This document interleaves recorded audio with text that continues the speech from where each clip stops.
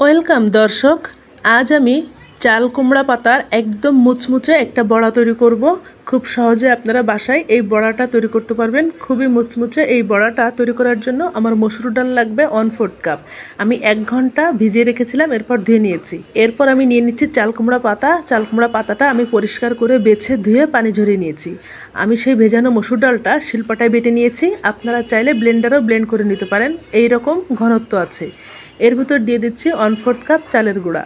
চালের গুঁড়াও 1/4 কাপ নিয়েছি এবং মসুর ডালটাও 1/4 কাপ নিয়েছিলাম। এখন নিয়ে নিচ্ছি কিছু বাটা মশলা এবং গুঁড়া মশলা। বাটা মশলার ভিতরে আছে রসুন এবং কাঁচামরিচ বাটা, 4 কোয়া রসুন এবং 3-4টা কাঁচামরিচ। আর এখানে নিচ্ছি শুকনো মরিচের গুঁড়া, হলুদের গুঁড়া এবং লবণ 1 চা চামচ করে নিচ্ছি। আর নিয়ে নিচ্ছি 1/2 চা চামচ মতো গরম মশলার গুঁড়া। গরম মশলার গুঁড়ার বদলে আপনারা এখানে জিরার গুঁড়াটাও দিতে পারেন। আর কাঁচামরিচি আমি ব্যবহার করছি এখানে 4টা। এখন এই সমস্ত গুঁড়া মশলা এবং বাটা মশলা আমি একসাথে মিশিয়ে নিচ্ছি। আপনারা চাইলে এখানে শুকনা চালের গুঁড়া না থাকলে এমনি যে নর্মাল আতপ চাল সেটা ভিজিয়েও বেটে নিতে পারেন। আমি সামান্য পানি যোগ করছি, যেহেতু শুকনা চালের গুঁড়া দেওয়া। আমি একটা ঘন পেস্ট তৈরি করব। আপনারা ভিডিও খেয়াল করলে বুঝবেন আমি ঠিক কতটা ঘনত্ব করে এটা মিক্স করে নিচ্ছি।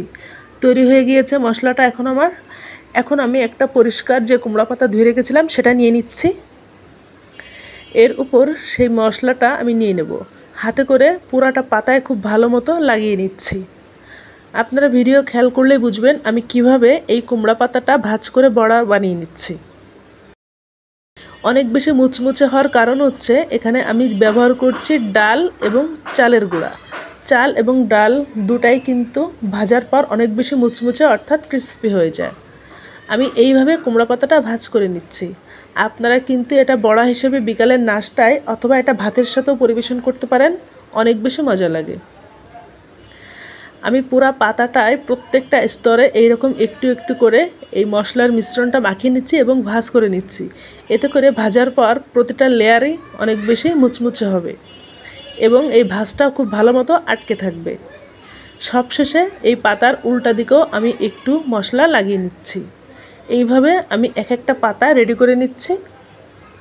এই যে ঠিক এরকম হবে। আমি সবগুলো পাতা এরকম বড়ার শেপ দিয়ে নিচ্ছি। এরপর একে একে ভেজে নেব। সবগুলো বড়া আমার তৈরি হয়ে গিয়েছে, এই যে এরকম। এখন ভেজে নেওয়ার জন্য ফ্রাই প্যানে কিছুটা তেল দিয়ে নিয়েছি এবং তেলটা মাঝারি আঁচে গরম করে নিয়েছি। মাঝারি আঁচেই আমি বড়াগুলো ভেজে নেব। যতগুলো বড়া একবারে দেওয়া যায় ততগুলো দিতে হবে। আমি একবারে 4টা করে ভেজে নিচ্ছি। এক সাইড গোল্ডেন কালার হয়ে গেলে আমি উল্টে দিয়েছি এবং আমার তৈরি হয়ে গেল চাল কুমড়ার মুচমুচে বড়া।